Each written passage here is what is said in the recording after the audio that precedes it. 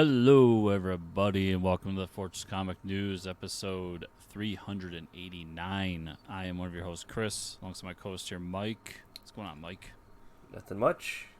I thought that I blacked out because when I saw the notes it said 398, and I was like, wait a second, did we get there before I was like, I think I would have realized if we were at closer to 400, but Because I've done the math, and 400 is going to hit sometime in September or December. December, perfect. perfect. Which is a weird time for 400 to hit, but Yeah, we're just going to roll with it. we'll just do it. We'll just do our top fives and send you all on your way for the year. I'll have to look at the actual day it goes, because I still got to plan something, but life's been very hectic. But we do have an interview this week, Mike. Oh, we do. Yes. Oh, okay. Mr. Justin Koch. Justin Koch. I talked to, and he has. It's a strange interview, everybody. Strange for us. When I talked to him, his Kickstarter campaign was literally like hours away from failing, and I think it did end up failing. But we do talk about the book and kind of lessons learned and stuff like. So it's like a little bit different. He's going to come back with the book. He's pretty sure he knows what he did wrong and what he needs to work on for the next one. But yeah, interesting interview. Cool. Fun times. Yeah, definitely not the norm for what we do talk about, so it's always good to have. No, it was very interesting because when I scheduled it initially, it was supposed to come out and then release like days before the end, and then things got messed up and we had to reschedule, and then like we're literally doing it as he's like sitting there going like, yeah, I'm pretty sure it's not gonna make it. But we had a cool conversation, and I think he has a cool book, so Nice. we'll see. Cool. Looking forward to that. And I know we don't talk about Walking Dead on the show anymore, but I keep seeing all these advertisements. I don't know if we even talked about it. They're doing the Daryl Dixon show. Have you seen this? Yeah, I mean, isn't that what Walking Dead was for a long time? Yeah, which it's funny. It's like they've tried so many other avenues, and now they're just like, it's just the Daryl Dixon show, and I think it's called the Book of Carol or something like that. Yeah, he's like overseas trying to find Carol or some shit. I don't really know what's going on anymore. It's called Brace Yourself. I just got an email from AMC for some reason. The Walking Dead, Daryl Dixon, the Book of Carol. Which, okay, we could break that down for a second here. The Book of Carol implies that there's other books within Daryl's life. Now, are these love interests? Is the next one going to be like the Book of Sue? I think the first one was the Book of Rick. So what was his brother's name? Oh, Merle? So it was the Book of Merle. Book of Merle. And then it becomes the Book of Rick. Mm-hmm. And then I think it becomes the Book of Daryl, of Daryl Dixon. Yeah. Because he starts to like really focus on himself and become a better man. Some self-reflection. And that's when he's like, I can go get Carol. Now I can the Book of Carol. Dude, I have this fantasy of going back and like finishing The Walking Dead. Like actually watching everything. Oh yeah. But it's like when I make fun of like One Piece fans, and I'm like, there's like 1,000 episodes of that. How could you watch that? Yeah. And then I'm like, but I'm gonna do this with Walking Dead, and I look back and I guarantee you there's like 200 to 300 episodes of this thing. Oh, there's so much. And they did those other like 3 shows. Yeah, because there's like Fear the Walking Dead. There's that one with the kids. Yeah, I don't remember what that was called. I think at some point Rick's coming back. I stopped paying attention, so I'm not really sure. But I knew at one point Rick was going to come back. I think so, for a whole new season. Or maybe it already happened. Him and Michonne. Maybe. I mean, let's see.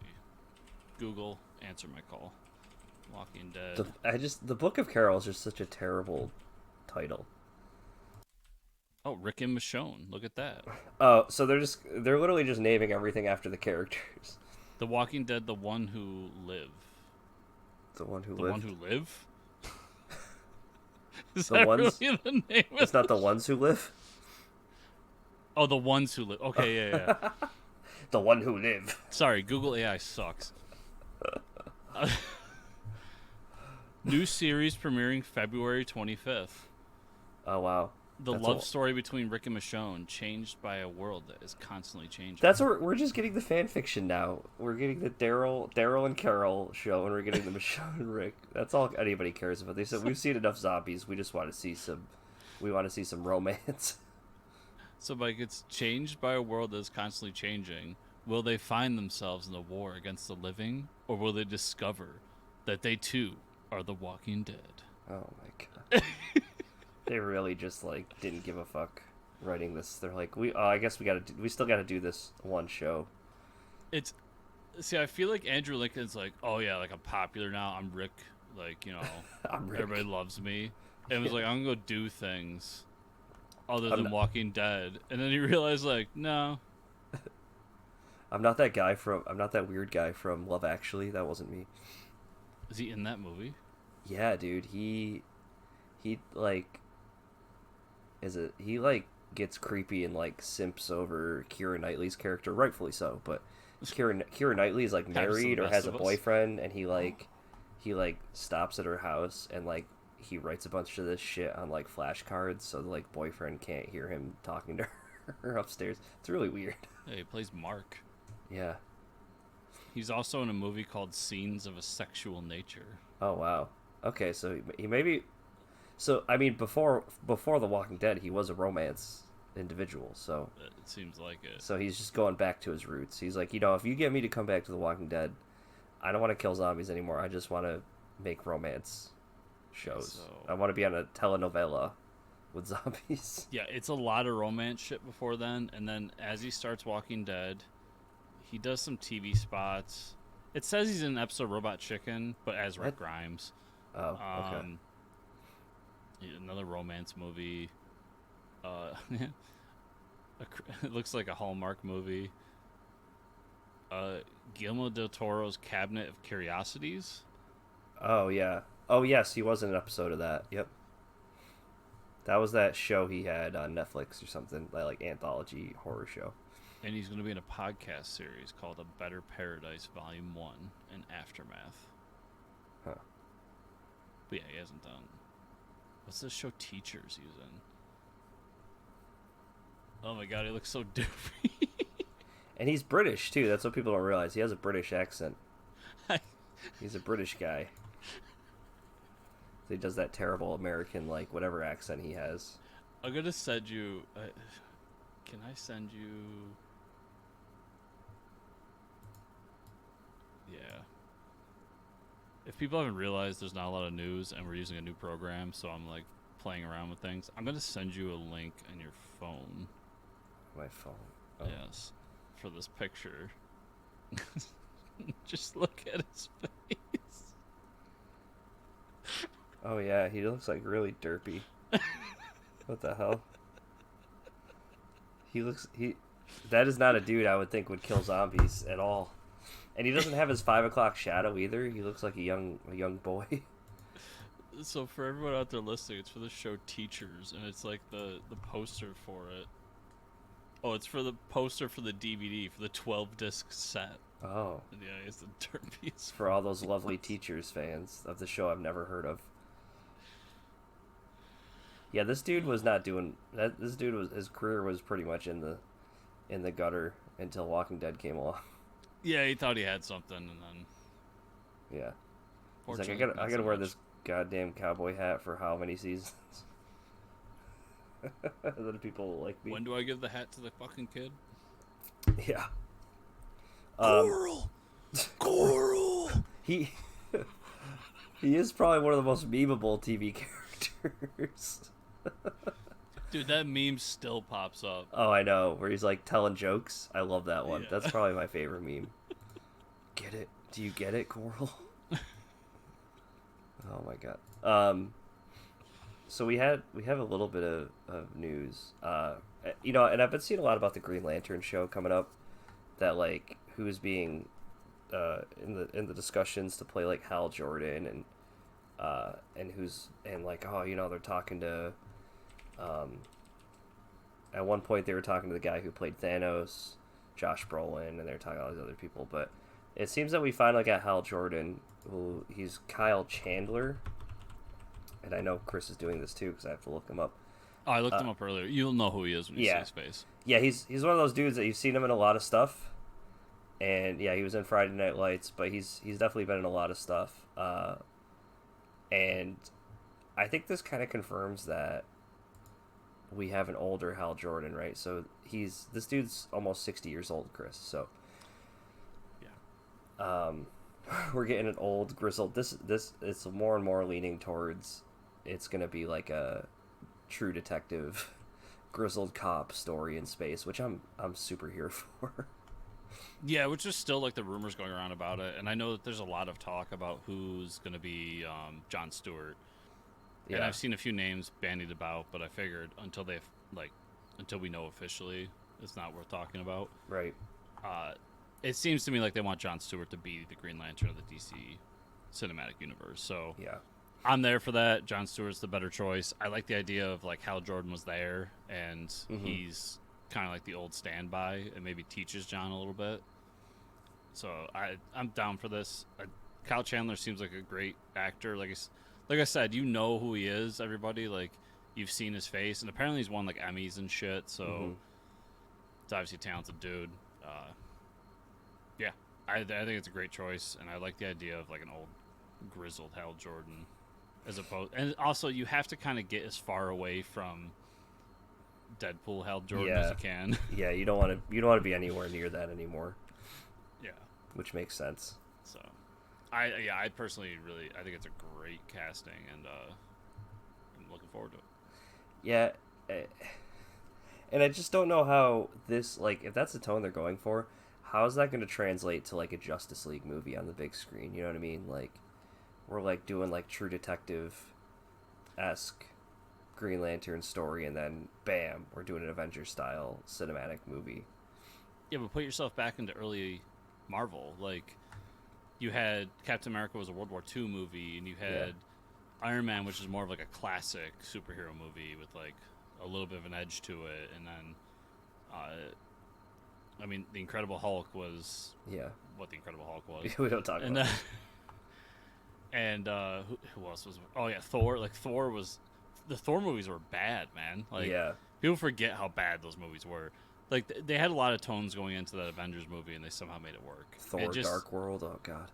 It takes somebody with talent to figure it out, and his name is James Gunn. Yeah, like, James Gunn will have it all figured out. He's got it all under control. Like I know we can't really talk about him anymore because it's a sensitive subject, but like Joss Whedon did something impressive by doing that. Like that was huge for him to take all these different characters that had different feeling movies and bring them together for one that made it feel like it worked. So I get what you're saying, but at the same time, like we've seen it happen, so I know it can work. We'll find out if Joss was the man who had the magic and was the only one who could do it or not, but we'll see. I'm still watching, dude. So many shows hit this week, and they're not even comic shows, people. So I'm not gonna talk about it. It's a lot of reality television, like trash TV that I watch. Oh, is Survivor going or something? Survivor, Golden Bachelorette. I love those Golden Bachelor, dude. I'll confess here. The Bachelor, Bachelorette, I don't really care for, but the Golden Bachelor, the Golden Bachelorette are so enjoyable to watch because they're just like old people that have been through life, and they're like, yeah, if I find love, that's whatever. But like, I'm on this show hanging out with a bunch of like people my age, and we're just like having a blast, and it's awesome. Is it just like old fogies like slinging dong around? Yeah, pretty much. Yeah, that's what this one is, because there's like 30 dudes in a house, and they're all just like it's funny because like, not to really get into the whole Bachelor Bachelorette. Sorry everybody, but they go on like group dates, so like half the house will leave, and so you just leave you leave all these old dudes in a home, and what do? They all take naps. Can confirm. Yeah, it's like 1 or 2 o'clock. They're like, well, if everybody's gone, I'm going to take a nap. I'm like, this is amazing. Like, this is TV I want to watch. But I, on the more pop culture-esque side of my enjoyable TV shows, the Rings of Power, episode 7 dropped, and it was epic. There's a huge battle scene. There's a lot of Sauron, like, deceiving everybody, and the rings are being made, so they just made the rings for the men, and they haven't made the One Ring yet. I'm sure that'll be towards the end of the season, but there's a really cool battle scene with like a fucking troll, and there's some like friction between the orcs, because they're like, the orcs, as much as we don't want to admit it, they're people too, and they have feelings. But they're like, Do they though? yeah, they're like, oh, we want to release the orc on the battlefield, and the orcs are like, but like, to their commander, they're like, but the troll doesn't give a fuck, like, if there's orcs or elves or humans, it's just gonna kill everybody. He's like, yeah, whatever, just release them. It's like, he's just like, and he like grabs a handful of orcs, something I never thought I would see in the Lord of the Rings universe. He grabs like a handful of orcs and just uses them as like an arrow shield. He's like walking towards the castle, and then he like throws them at the wall. It's fucking great. Meat shield. Yeah, it was an epic scene. There's a lot of cool stuff going on. I'm really enjoying. And then Chris, it's really exciting because the elves, they're talking to the dwarves. They're like, we need your help fighting this war, and the dwarves go to leave, but they've been digging further and further in the mine, and they've unlocked some ancient evil there, which is the Balrog. And so they're like, we can't have the army go help the elves because the fucking Balrog's in our basement. So we got to send the army down there. So that's like going to be the next episode. That if everybody knows, when in the movies when they go to Khazad-dûm, the fucking Balrog's already chilling down there, and in these great halls that the dwarves created. So this is the story of like, he's there, and they're gonna try to like seal him off or fight him off, and it's gonna be epic. I can't wait for that. So yeah, it's been a cool, enjoyable season. A lot of fantasy stuff going on, so I like it. Very cool. Yeah, my father's been like all about that show. Yeah, is he liking it? Oh, yeah, he loves it. Like, that's awesome. Yeah, but he's at the point, like, it's funny because he's gone full circle, because for a while there, my dad was like really critical of everything that came out, and now he's just like, they have dragons and it's magic and shit, and it's really cool, and I'm like, that's about where I am with this stuff. Good dude. for you, Dad. Yeah. I've tried telling him for years. I'm like, just enjoy shit. Well, it's funny because I think this is true about a lot of things. I think we all fall victim to it, like comics and shows. And when I watch something that like I enjoyed, but I'm like, maybe this wasn't well received, I immediately go to the internet and like look at what people were shitting on about it, and I'm like, I need to just stop doing that, because like I enjoyed something. People are always gonna shit on something. It's like, to an extent, like sometimes, like you said, if it's something I enjoy, I just leave it, like whatever. Yeah. If it's something I like really despised, or like I really didn't like, I'm like, am I the only one? Like, am I the crazy one here? I need to validate this. And it's like, it's 50-50. Yeah. Like, Yeah. But then like I always say, like, I really like the movie The Spirit, and I know like that's universally hated. The horse movie? No. I'm thinking Spirit. The comic book movie with yeah. Alec Baldwin. Jackson. Oh, Sam. Wait, really? No, this is a Frank Miller directed movie. It's the movie he did right after Sin City. Oh shit. Okay. Yeah, I personally really liked it. Everybody else in the world hates it. Yeah, I don't think I've ever watched it. Yeah, and I remember like the first time, like I remember walking out of the theater and like I was really enjoying it, and then talking about it to people later, and I was like, yeah, that was like really cool. It was campy as shit, man. And that's why I love it. Like, it's so fucking campy. It's really campy. And me telling people like, yeah, I really liked it, blah blah blah, and just everybody like being like, how the fuck did you like that? And then I went on the internet and I saw it, and I'm like, it's got like a 27 on Rotten Tomato or whatever. I'm you like, piece of shit, you can't enjoy that. You saw.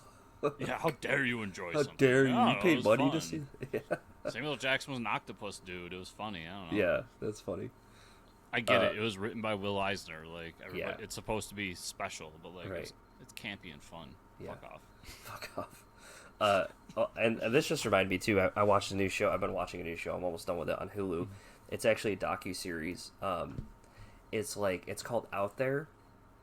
Okay. And it's like true crime, but it's based around cryptid stuff. You'd probably really like it. It's like, so like, I want to say cryptid, but like, it's about like almost like conspiracy theory, true crime that's happened.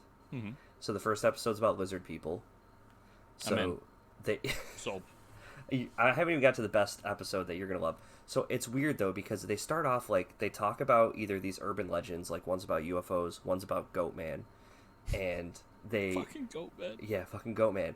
So it's weird because they talk about like the urban legends and the stories behind these characters, and like the things that happen, and then they give you like some real time stories and sightings of people. There's some people that are like that are in psych wards now that they think, you know, they've like pinned stuff on that say they're crazy. The lizard people one goes to the guy who had that bomb in Nashville because he said it was for the lizard people. So like there's definitely a side to it, like, oh, these people are like batshit crazy, but also there's another side where like this town had seen a lizard guy in the 80s and is still marketing it and making money off tourists there and stuff. But then like they go to like some of the episodes, like the Goat Man one, there's just this like there's these train tracks in this town, and it's just a bridge. Like it's like Stand By Me, you know, they run on the train, they try to outrun the train. Well, people go up and they say, oh, if you see Goat Man there, you know, his eyes catch you, and then it turns to the train and you get hit by the train. And it's like the whole episode you're like, wow, this is like fucked up. Like why do people still go there? And like tons of people, like a handful of people die there every year, and they like won't put up, you know, warnings, any more signs. And the end of it, they have like this train conductor. He's like, yeah, I've driven train for 40 years. And he goes, that was an active track for 40 years. And he says, a train would go by maybe 100 something times a day. And it's like, you know, kids are just dying because they went up to go see Goatman. They get hit by this train, and then the guy started talking. He's like, yeah, I always saw their face right before they went, right when they knew they wouldn't outrun the train. He's like, it haunts you. I was like, what the fuck? God. Yeah. So it's like, I don't even know how to describe it, because I thought it would be like, you know, investigating UFOs and shit, but it's like, it's this weird balance of the urban legend, like the real story, and then how it's like ruined people's lives, or like made people's lives like just awful, you know. Like they talked to this guy who made a film about Goatman, and he filmed it on those tracks, and he didn't realize that so many people actually go up there and die every year, and now he feels like awful for making that movie. And it's like, yeah, like it's pretty cool. I think you would like it. Yeah, it's called Out There. It's almost like it's like real life. It's like a real life docuseries, like X-Files docuseries, you know. It's kind of interesting. I'll definitely be adding that to my list. Yeah. Yeah. This just popped in my head. I was talking to my buddy Cam the other day, because I don't know if you saw, because we talked about the new Dragon Ball series, and like they did the trailer and everything. So they released a trailer in English with the dubs, with the voice cast and everything. And apparently they announced that they're going to release the first 3 episodes in theaters before they hit streaming service. Okay. So we were talking, and we're just like, so we're going, right? Like, it's fucking Dragon Ball. We have to, right? Yeah, you have to go. Like, yeah. So, and so he lives like, so we live in a triangle from where our old comic shop was. So like, I'm down here, he's up here, and then the comic shop's here, and that's where the big theater is. And they just opened a ramen place there, and I was just like, nice. So we're gonna get a bunch of ramen, fucking stuff ourselves like Goku, and then go see and then go watch new Dragon Ball show. Yeah, that's what we're gonna do. So sometime in November, that's my life. Nice. You're gonna have the bowls stacked everywhere and stuff. Yeah. Like when he's training. Yeah, I love that shit. That's kind of weird that they're doing that though. The first 3 episodes at a theater. I've seen it before for other things, but it was strange. Yeah, never for a cartoon like this, but like I know like DC shows, Marvel shows have done, like big shows that are coming out have done it, but yeah. Okay. Agatha All Along, episode 3. Still watching that? Yeah, it's okay. It's they go down the fucking yellow brick road and they find this house, and then it turns into like a. It turns into basically like a what they call it, like a housewives show. Oh, what the hell? Yeah, and they have to like they think they're drinking wine, but then they find out it's like the blood of a virgin, which I thought was funny. Yeah. And it's basically like the first test. Like they drink this wine, they get poisoned from it, and they have to use one. So one of the witches, each witch is a different kind of witch, and one of them is a potion witch. So think the different classes in fucking Harry Potter. Yeah. And the potion witch has to like make the correct potion for them to survive, and then they end up killing like the one woman they brought along that wasn't a witch accidentally. Oh shit. And the big reveal at the end was that Agatha can't remember who she is, so there's some sort of like weird magic shit going on. Oh. It was okay. It's fine. I honestly, I've had a really busy week, so I didn't like do a lot of outside of these two shows I'm going to talk about. I was actually sitting down to watch The Penguin just to realize that it doesn't air until after we record the show. Until 9 p.m. tonight? Yeah, dude, Yeah. come on. Why do they got to do that shit to us? But it's okay. It's This is what entertaining happens. enough. This is what happens, HBO, when you release a show on Sunday during football season. You nimrods. Like, why? Pick a different day. And then yeah, the rating's gonna be terrible because everybody's gonna wait till Tuesday because they're not gonna watch it Monday because Monday Night Football. Yeah. To watch it, which is exactly what I'm gonna do. Right. Yeah. Come on. What are we doing here? Whatever. But yeah, I'll probably watch Agatha when all the episodes are out. I just haven't been in a rush to do it. Yeah, it's nothing to rush out and watch, but it's it's entertaining enough. I'm interested because so they tease that the kid in the show is her son, which I feel like that's going to be a double cross thing. It's not real. Yeah. But there's a lot of tease for like Young Avengers stuff. So if you're a big Young Avengers fan, it seems like that's what they're trying to like sneak at. That's cool. And they blatantly say Mephisto in the episode too. I forgot to say that. So yeah. I did see that it was like spoiled who a couple of the characters actually are, like on their pop figures. That wouldn't shock me whatsoever. But or like Aubrey Plaza's character is Death or something like that. Would not shock me. Which is interesting. Because Death has ties to Thanos. Yeah, who's dead? Who's dead. So. And as we know, Mike, comic book characters always stay dead. Oh, of course.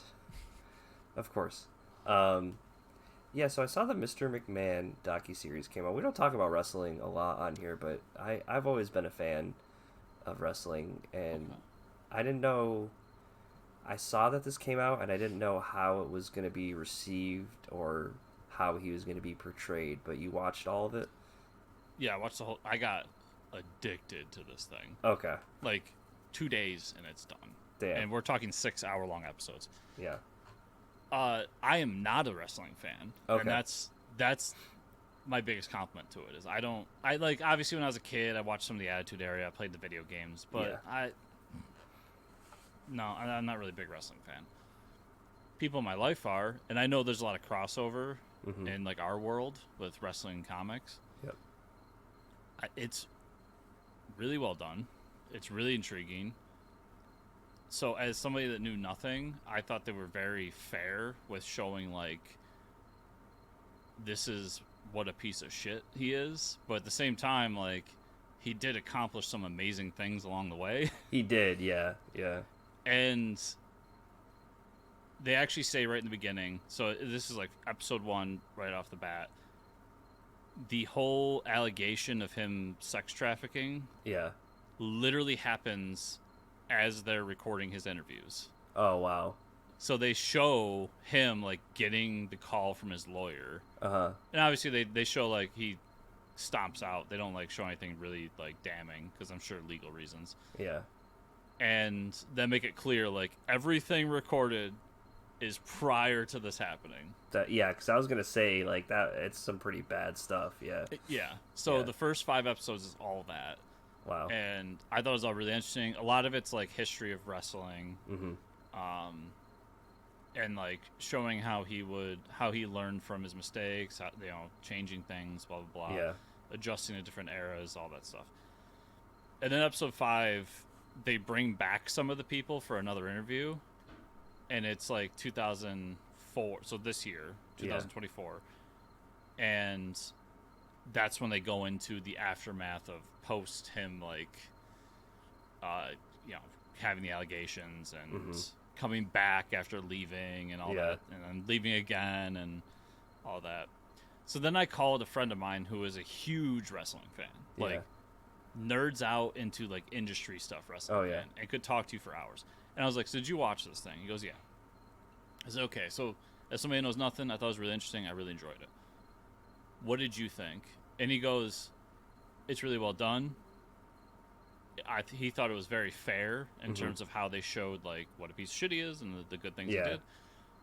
And he goes, but for me, it was uninteresting because it's all stuff I knew. Yeah, right. So, but it did give me kind of a lens of like, okay, but for someone that knows nothing, like I learned a bunch of new stuff, and I found it very interesting. So I think it's really, really well done. Cool. And yeah, everyone you think of is in it. Hulk Hogan's in it. The Rock is in it. Steve Austin's in it. Oh, nice. At one point, there's just an invisible chair. That was weird. It's John Cena. Oh, yeah. It's just an invisible chair. It's just an invisible chair. You can't see him. Come on. Like the guy who ran WCW's in it. All kinds of stuff. So it's I highly recommend it. I think it's really well done. Cool. And just one of those things where like they know exactly how to leave that cliffhanger for you to be like, fuck. Yeah, I can watch one more. Yeah, right. Yeah. I need to know this. I need to know this fact. Yeah, like they hook it just right, man. So yeah, that's cool. Yeah, we got a movie trailer, and I would say, Chris, the Thunderbolts trailer. I would say that I haven't been excited about it like a Marvel movie. Or maybe let me spin that back for a second. Not that I'm not excited, but like this, I feel like trailers haven't felt like Marvel movies in a while, and this one really does feel like old school Marvel. Like, we get some exciting new characters back that didn't have enough screen time, I think. We're heading in a new direction. But like right away you see, what's her name? White Widow? Yeah. And her father, Red Guardian. Love him, so I'm glad that we're going to be seeing a lot more of him in the movie. And I think David Harbour does a great job as him. Yeah, I thought all together like it looks fine. I need to see more of like what they're doing, because this is just like, look at all the characters, and then they get like thrown together. Right. I like the dynamic between all the characters. I saw a lot of people saying like, oh, it just looks like a Suicide Squad, and I'm like, I don't know. Not really. I remember when those Suicide Squad trailers were hitting, and I think this looks way better than those trailers did personally, but I mean, yeah, far better than the David Ayer Suicide Squad movie. That's what I'm talking about. Yeah. And I like the characters they got coming together. So who are these characters? Is that Taskmaster? No, it's Ghost. So you don't remember her because she was in the second Ant-Man movie. Okay. And oh yeah, okay. Yeah, and then we've got U.S. Agent from the Falcon Winter Soldier. Yep. Obviously White Widow. Oh, yeah, that was U.S. Agent. And then the guy that they're talking to is going to be the Sentry. That's right. And the Sentry has he's like alternate personality that's like Superman, Clark Kent, right? So yeah, he's basically, he got a weird funky version of Super Soldier Serum that made him Superman. Okay. But he's also fucking insane, so he has a alter ego that is the Void, that I feel like is going to end up being the big bad for this, like who they end up finding out is behind all the evil doings. Yeah. And then you got Bucky, who puts his arm in the dishwasher, which I thought was funny. His arm in the dishwasher is pretty great, yeah. Like, I think it looks good. We'll see, like, is it going to reach the heights of, like, greatest Marvel movies? I doubt it, but I don't think it needs to be what I want it to be, personally. Yeah. So, I mean, you get Bucky, U.S. Agent, and Red Guardian all in one team. You have to be pretty excited. Yeah, and I mean, it just looks like a fun action movie, and that's all I really ever wanted out of it. Yeah, and it doesn't like build this whole continuity, and we get to see what's her name come back. Elaine Bennis, yeah. Yes, Julie Dreyfus comes back, and I thought her character has always been pretty badass throughout the movies. Yeah, and it's good to see, like, she's always been kind of a show up for one scene kind of thing, so I'll be interested to see her role as kind of the Amanda Waller of the whole thing. Yeah, just all together, I'm really excited for this movie. I want I was trying to think the other day about like what the big December movie is this Mm-hmm. year, and I don't think there is one. Oh, well, I will correct you on that, Chris. December 25th. Nosferatu is coming out. I'll watch that, but I'm gonna repeat. I don't think there is one. It does have it has a crazy cast. If you look it up, it's pretty. It's the remake from Robert Eggers. He's the new like horror film guy, but I forget who's playing Nosferatu. Willem Dafoe's in it. How is Nosferatu not number one on the cast? Like, Yeah, he shows up later in the movie. Who do we oh, got? so I no longer want to watch this movie. Got it. Oh, come on! You've never seen the original? I have. The silent black and white film. I've seen maybe not the original. I've seen the version of Nosferatu. And Oh, yeah, like Bill- it's good. Like it's a good vampire movie, but Yeah, you have Bill Skarsgård. You have the clown. You have you have Kick-Ass / Oh, yeah. Quicksilver. I was gonna say Quicksilver's in the movie. Yep. You have Emma Corrin, who just played the villain in the Deadpool movie. You have Willem Dafoe. You have Nicholas Hoult. You got Lex Luthor himself. You have Johnny Depp's daughters in it. Who Oh else? yeah. Yep. Yeah, Nosferatu isn't even on the cast. Well, it's Count Orlok as Nosferatu. That's Bill Oh, is Skarsgård. that? Yeah, that's yeah. Yep. That's stupid. Make me look dumb on a podcast. Just call him Nosferatu like a real person. That's the reveal, dude. They go to visit Count Orlok, I think's castle. I can't remember the. Oh, this is the fucking plot. guy that's playing the crow. He played it, the clown. Yeah, but he's playing the crow, dude. I mean, that's not his fault. He took a paycheck. It's very much his fault for playing the crow. Oh, it's his fault they made it. Okay. No, I'll watch this. I'm in down. I want a good freaking vampire movie again. We haven't had a good one I think in a it's long hilarious that it's coming out on Christmas. Yeah. That's my favorite part about it. It's like, oh, celebrate with the family. Movies coming to theaters In December. this year. Don't fail me, Rotten Tomatoes. I don't think there's a whole lot. God, I forgot there was a new fucking. What's Goebbels and the Fuhrer? I don't know, but it's about Hitler, so you're probably gonna go see it. Yeah, I'm interested already. Let's see, we got I Am Sorry. I don't know what that is. Well, there's no comic movies coming to, right? And that's just it. So there's no movies coming. There's no movies coming out. It's crazy that we don't have a Star Wars or a Marvel film this Christmas. I mean, there's a Transformers movie that just came out, but apparently it bombed really bad. Yeah, it's all 3D. I don't want an all 3D Transformers movie. I'd be fine with it if it was good, but I heard it's not great. Yeah, they hyped I it want up. to watch that Superman documentary that got coming Oh out. yeah, that comes out in November, everybody. And I heard that they're gonna actually, because they're only having one showing here, the Yeah. documentary about oh my god, the Superman actor that I can't think of his name right now because I'm an idiot. I'm sorry, there is this comic book movie coming out, Mike. It's Venom: The Last Dance. Oh god, really? Yeah, it's out in October. Oh, wonderful. But yeah, I did hear about the Superman movie. They've decided to have a wider release with it, which is great. It looks phenomenal. Yeah, I think it looks all. I can't wait to see it. Christopher Reeves. It's about Christopher Reeves.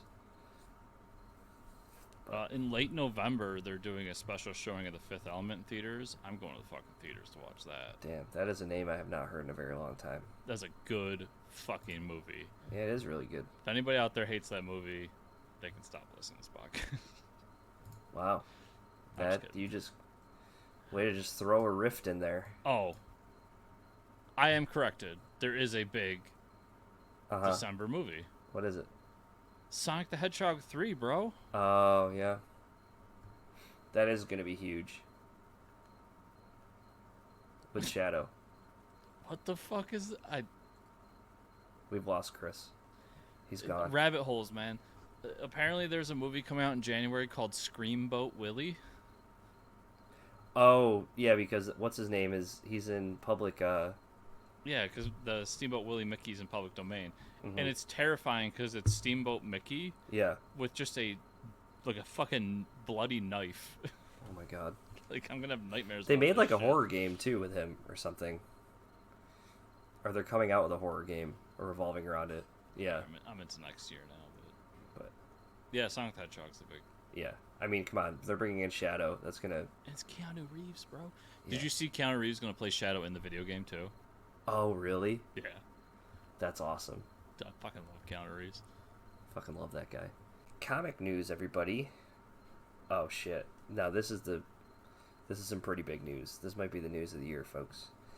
DC has announced in a partnership with IDW to publish a Sonic the Hedgehog Justice League crossover titled in the spring of 2025. The 5-issue series will be written by longtime Sonic writer Ian Flynn and an artist to be announced at a later date.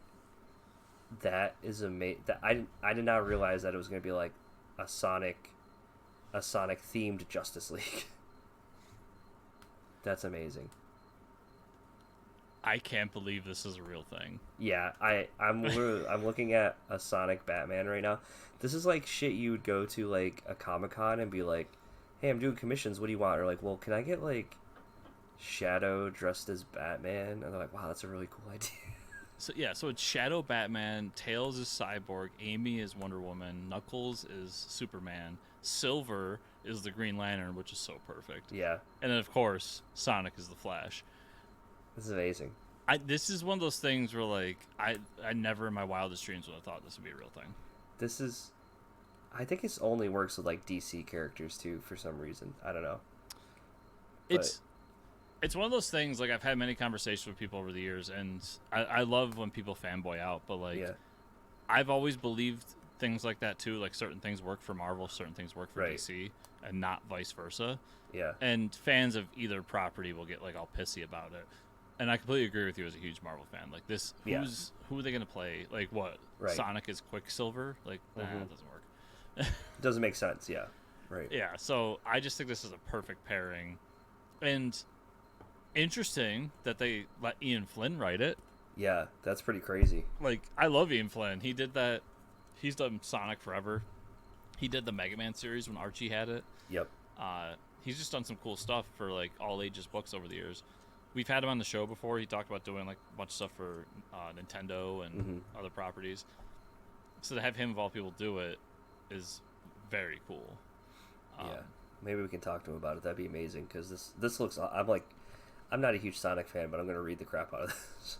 I'm gonna read the fuck out of this. This Yeah, looks this is this promo art itself. I'm sold. Like this is all you had to show me, and I'm like, hell yeah, let's go. yeah, it's a really cool. It's really cool that it's happening, and just goes back to my like thing of DC just having fun. Just Yeah. go have fun, man. It's a blast. I love it. This is definitely gonna be fun, and I can. Now, is it gonna be a Dr. Robotnik Dark Side? That's the question. Like, who does Dr. Robotnik do? Like, It's got to be Dark Yeah. Side, right? Or Lex Luthor, I guess. He already has a mech suit. yeah, it's also like, is this just like mashing the universes together? Is this a crossover where they Yeah. like come together? I have a lot of questions about it, and I'll be interested to talk about it when they announce more down the line. But I'm sure we'll yeah, get more at Comic-Con. yeah, they have to. So Yeah. this is gonna be fun. Yeah. A lot of fun. Another DC announcement and the solicitations for this month. They're publishing a Green Lantern, Green Arrow World's Finest special comic from writer Jeremy Adams and artist Lucas Myers and Travis Mercer. Nice, shout out Travis. That's pretty cool. I'll probably check this out. Everyone's favorite hard traveling heroes are back and brought to you through the iconic lens of the world's finest. In the not too distant past, Oliver and Hal Jordan find themselves at a crossroads, and only teaming up together once more will save them from the scope of the mysterious bounty hunter known in whispered tones throughout the underworld as Deathstroke the Terminator.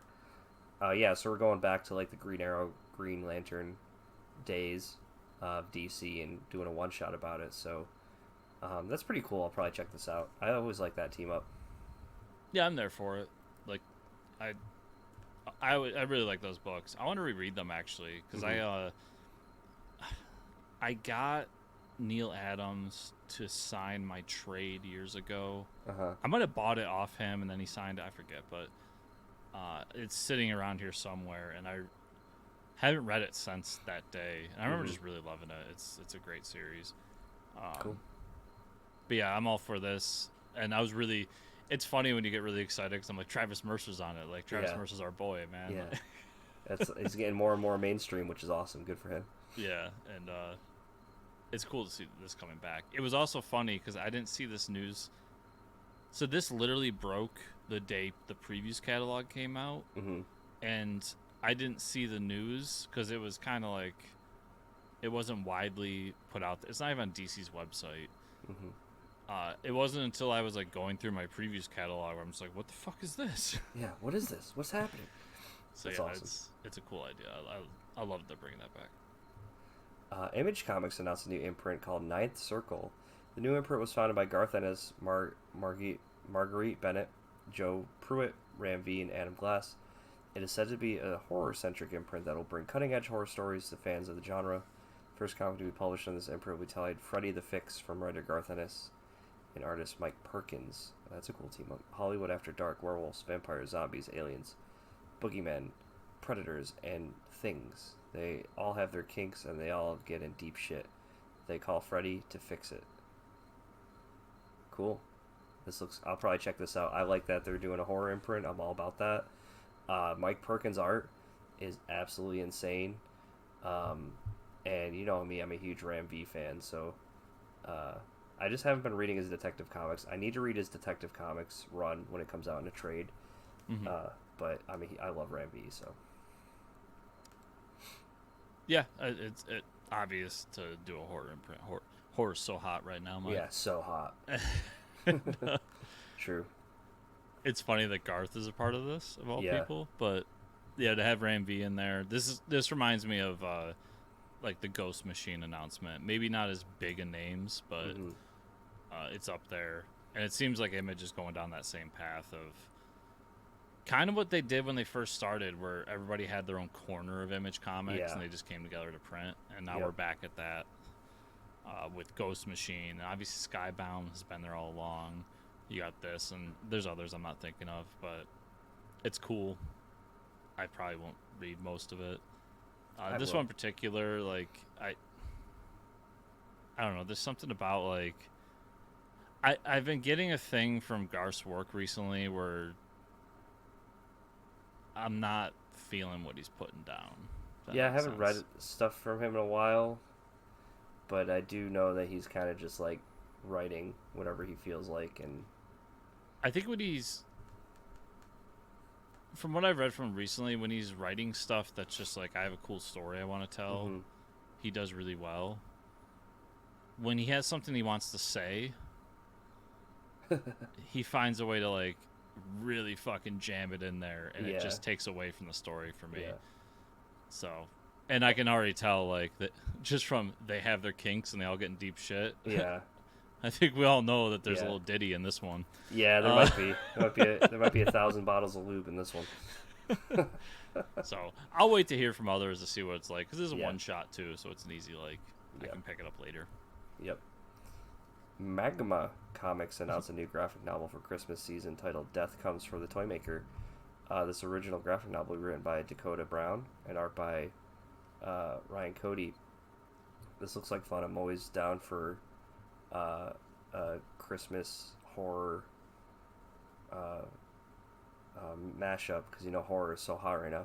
Death comes for us all, but for Gil, the toy maker, the visit is an eternal tragedy. Every year, the holiday gift giver visits children all over the world on a special night, but Gil's immortality comes at a cost. Forced to do the work of death, carrying a list of ready-to-harvest souls alongside his naughty and nice list, Gil gives toys and takes souls all in one night. Hey, if he's going to be there, you might as well take him.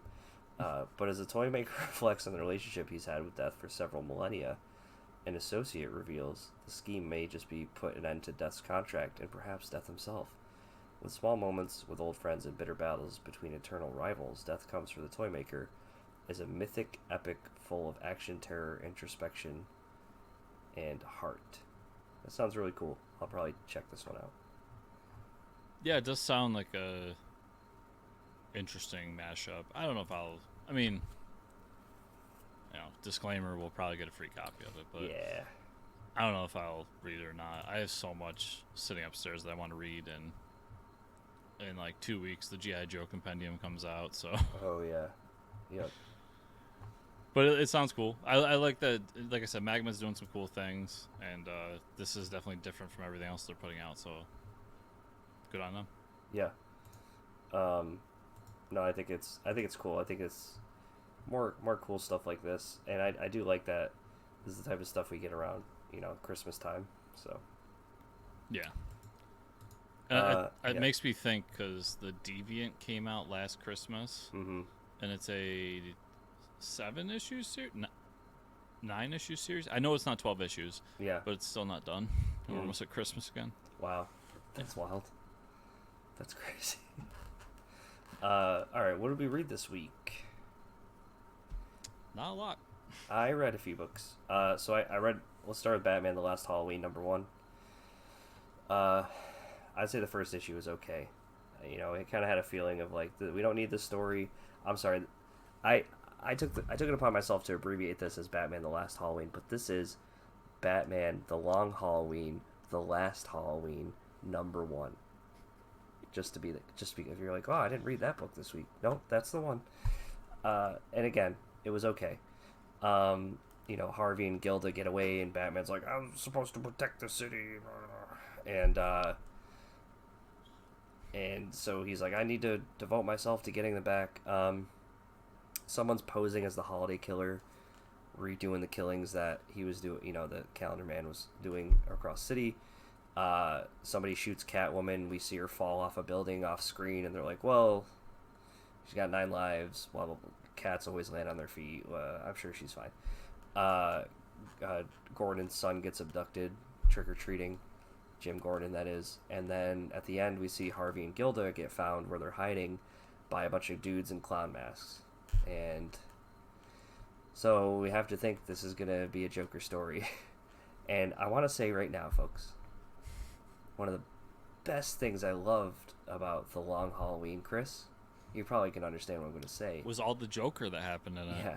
Was that we got a fucking really good noir story that revolved around a character like Calendar Man. Yeah. And not the Joker. Now, hopefully, I can be proven wrong here, but that's kind of what we're getting at. And I think that's what they want people to be on about, but we'll see. I just kind of, all in all, The Long Halloween was a great issue, or great series. Yeah. And I never saw a reason to come back to it. And this is now the 3rd time they've come back to it, to my knowledge. Yeah. Like, 3rd series. They've done specials and shit. Right, which is right. like, I don't know.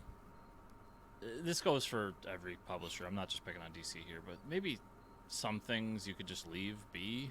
Like, Yeah. yeah.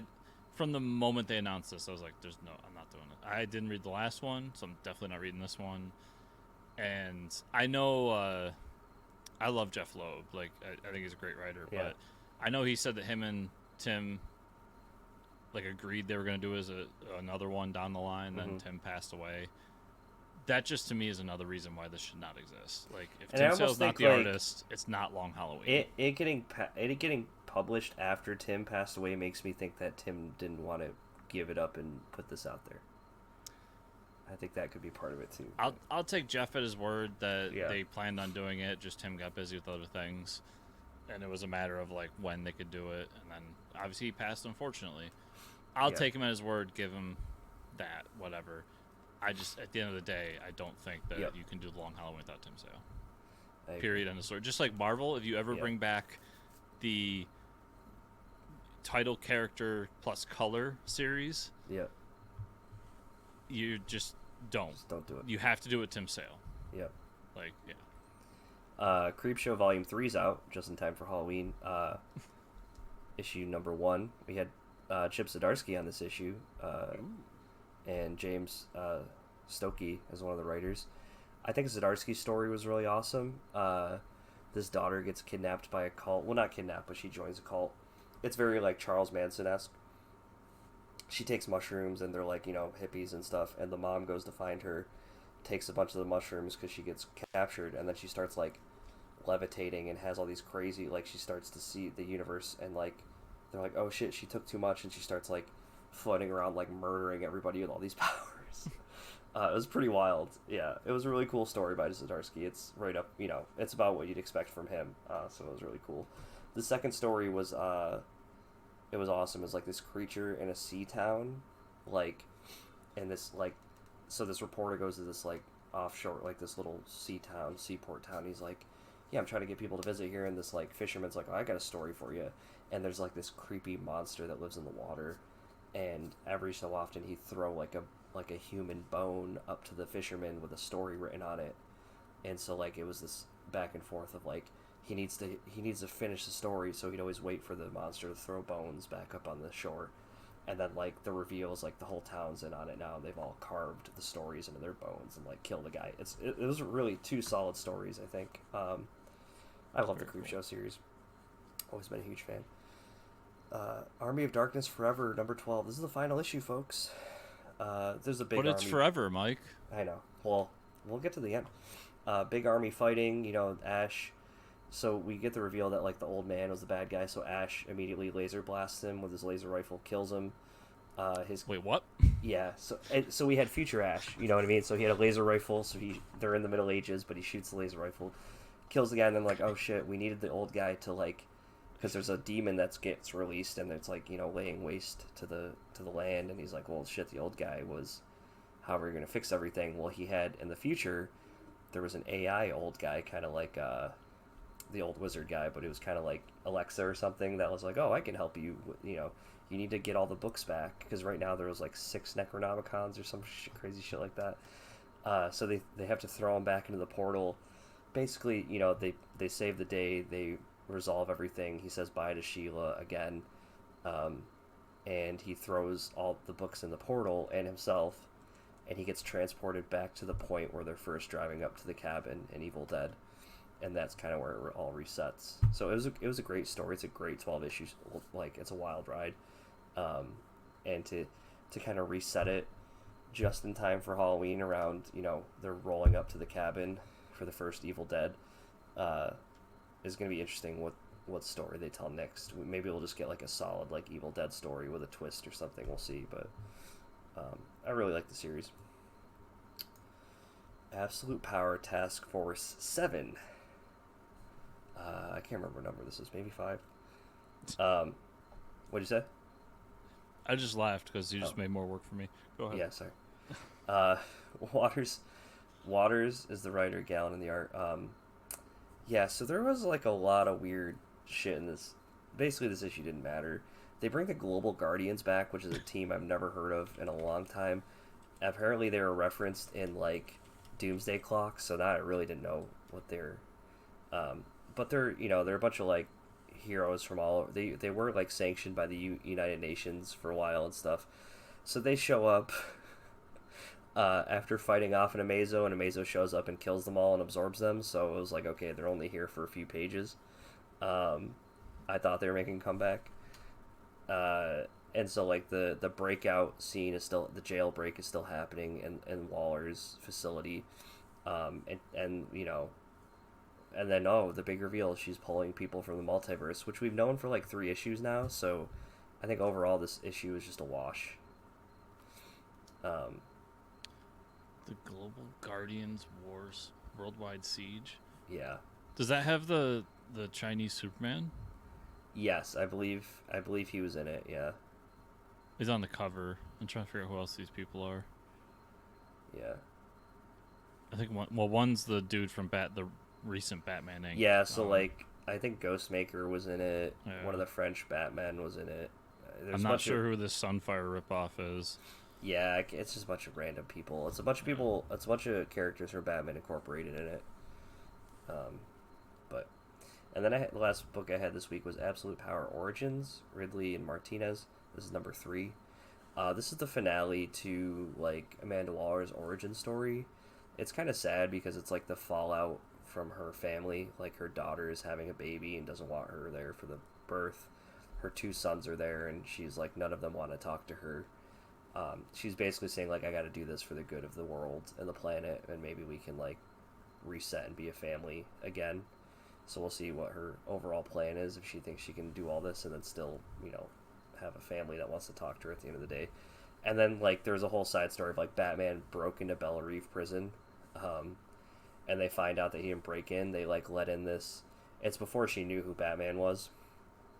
Like before she knew it was Bruce Wayne, because she obviously knows. She has to know now, but he gets pulled in as a prisoner and then escapes from Bella Reeve, and that's how he like makes his jailbreak.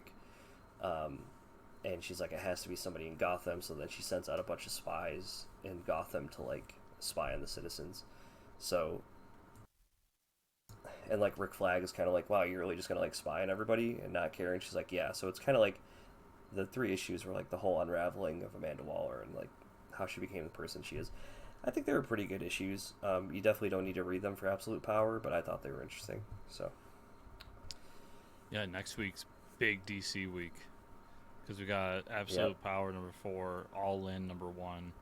Yep. And then for me, Batman is the first All In book. Yeah. Yeah, I can't wait. I'm excited for that. So let's see. So from last week, I've got Gotchaman Galactor number 2. Oh shit! Yeah, I gotta read that.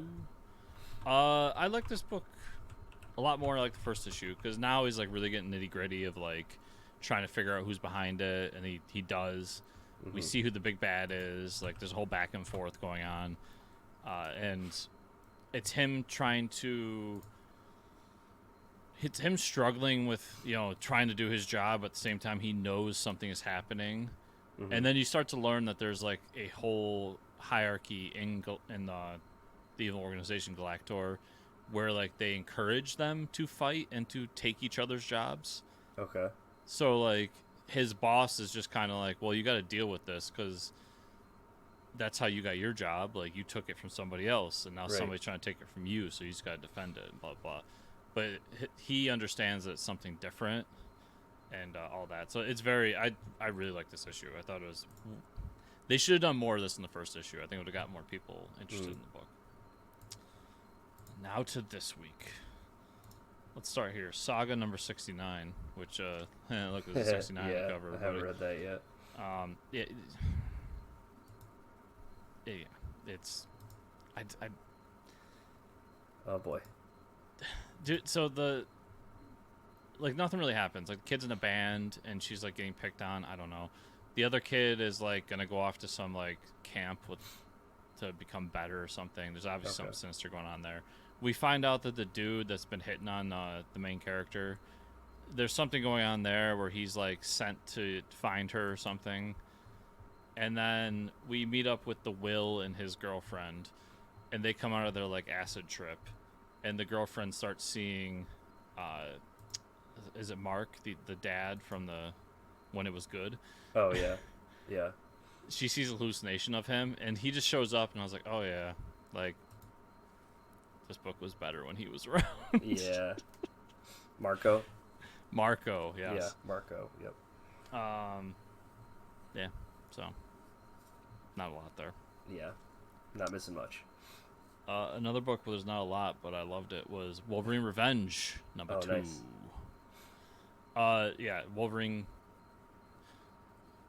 He meets up with Nick Fury and like has a conversation. Then that's when he tells Nick Fury like, I'm out for revenge, so I'm just gonna go. I'm gonna go kill these fuckers. Nice. He goes to the one dude and cuts his head off, steals his brain, Nice. and then him and Forge are just like comic book science here. Forge hooks some shit up to the guy's brain. It's just like, okay, everybody's in these places. That's amazing. And Wolverine's just like, all right, let's go. Pretty simple story I can get behind. Yeah, it was great. Yeah. And then it leads him to Sabretooth, where he has like a big fight with Sabretooth. Nice. And then more comic book science happens where he takes away his mutant gene, and then like the fight really starts and all this. Oh damn. It's a great action book. There's a lot of comic book science where it's just like, just go with it. Yeah, just don't question it. Just keep going with the flow. Yeah. And the art's phenomenal because it's Greg Capullo. Cool. Yeah, really, really enjoying that book. Yeah, I'm still reading it too. I just got to catch up. Turtles of Grayskull number 1. Oh yeah. This was an interesting issue because it starts off with the turtles in Masters of the Universe. Okay. Universe. Yeah. And Eternia. That's what I'm looking for. Yeah, Eternia. And so they've been there for a while fighting because basically there was a multiverse. This is usually how the Turtles crossovers go, everybody. Right. Yeah, multiverse. But there was a multiverse like trade organization set up between Skeletor and all the evil people in the Turtles universe for Mutagen. Okay. And so Skeletor has Mutagen, and then like Shredder and Krang and all those people come over to the Eternia and are helping Skeletor.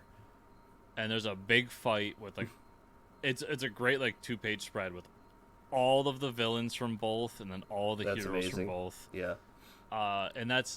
And the whole back lens, like He-Man's disappeared, nobody knows where he is.